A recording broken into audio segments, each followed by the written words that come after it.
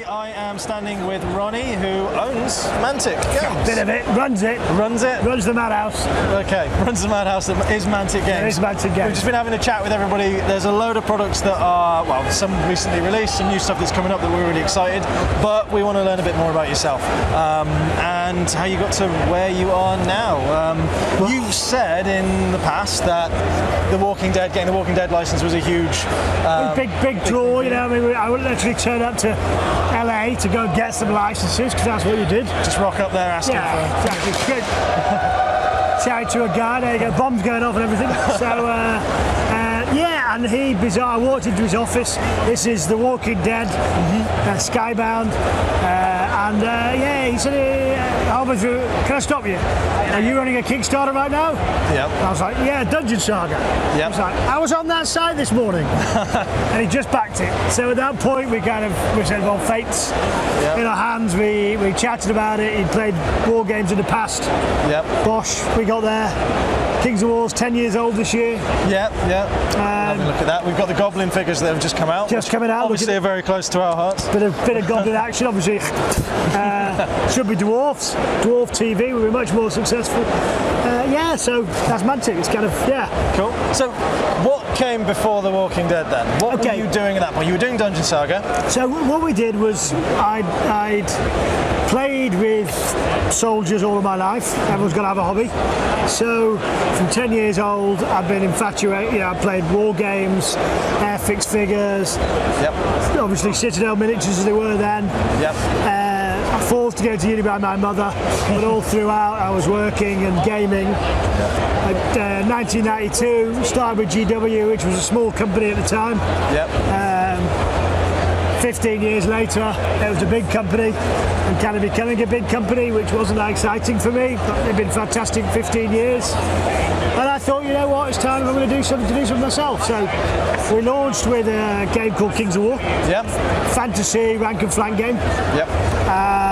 Just much slicker, much more. By this point, I had kids. I had 2 hours to set up, play, and get a beer in my hand. Yeah, I mean that's why I quite like this, the skirmish style games now. Everyone does. 3 kids, 3 dogs, family. So you need to get out and play. You just get on and play. So Kings of War, you can literally, you'll be at the end of turn 1 in other games, and you'll be setting, and it's clear because we just designed it. The hitting stays at the same level. So the damage builds up, and therefore stuff starts breaking. So that was our first range, straight into plastics, and started building a base.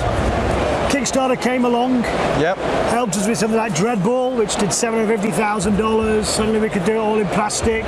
That did really well at retail. Then we got a little bit addicted to the crack cocaine that's Kickstarter. We were doing them every week and throwing more and more of them up.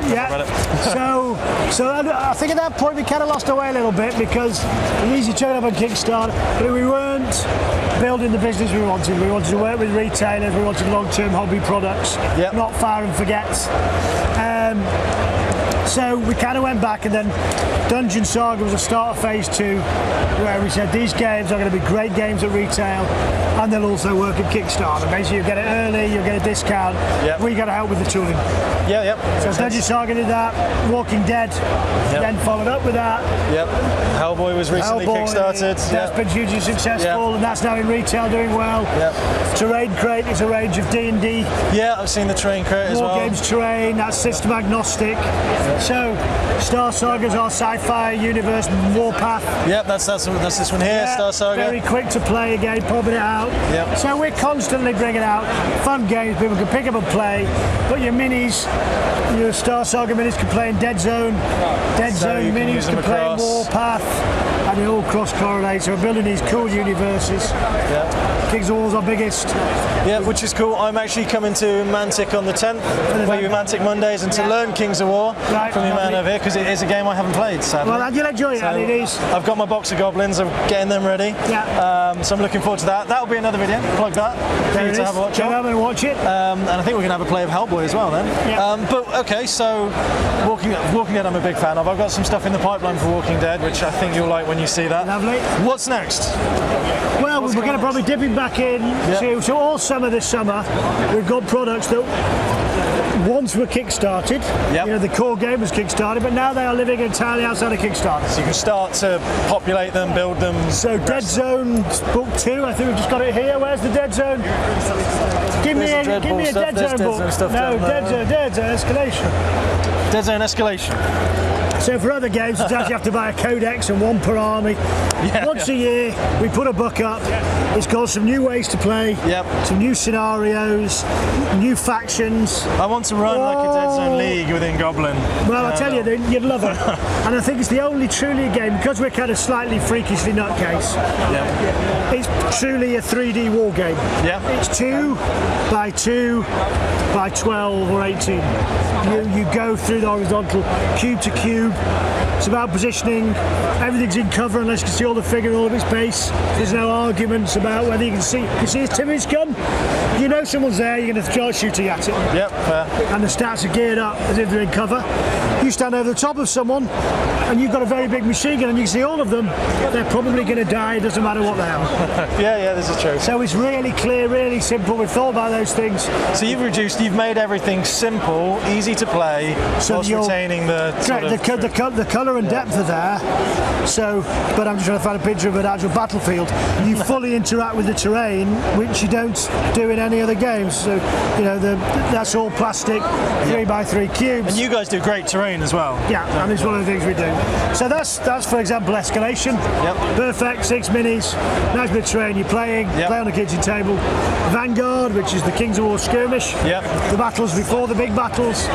Half dozen guys, go and save the princess, go and kill the dragon, capture the giant. That's what I'm looking forward to giving a crack at in the next couple of weeks. You'll enjoy that. So good, I'm looking forward to that one. And then end of summer, we've got the real PvP version of The Walking Dead. Oh, nice. Build your gang up, are you Negan with his guys. The old version was Rick wakes up in a hospital. It's all about survival. It's all about not being eaten. And resources and loot captures. And the comics follow that. Then there comes a point, they get to Alexandria, they've got big walls, and it's Alexandria and the hilltop and the kingdom against the Saviours, against Woodbury.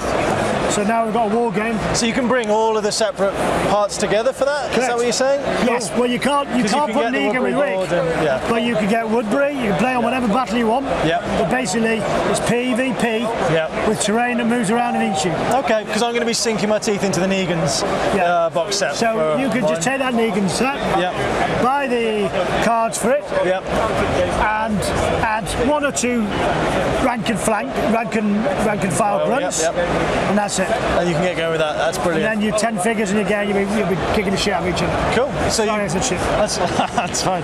That's what I like. I like any game that's easy to get into. Too many games are, like you said, you have to buy a codex and you have to buy a rule book. Not that we're mentioning any names there. Just to work out what you have to buy. Correct. You buy this, and this has all of the updated army lists.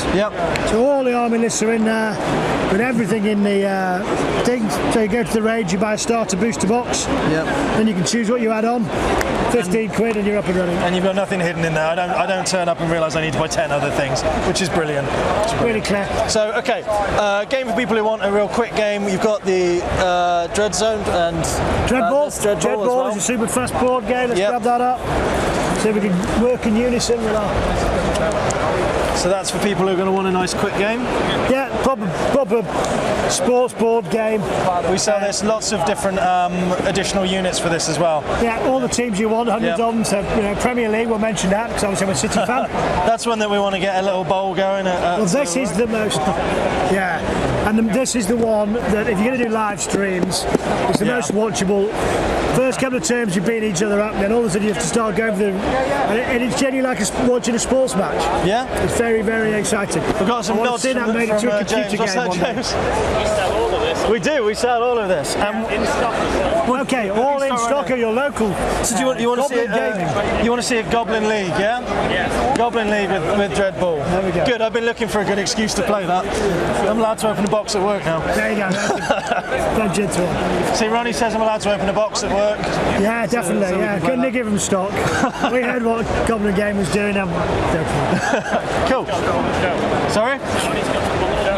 Oh, you've got something to show? What? See, that's how. It's very hard to hear what's going on behind the camera from here. I can't hear you. No, you've got some in stock. Excellent. Invite Ronnie to the show. Oh, right. Well, yeah, he already knows he's coming. Yeah, he's coming to our show. Okay, do you show?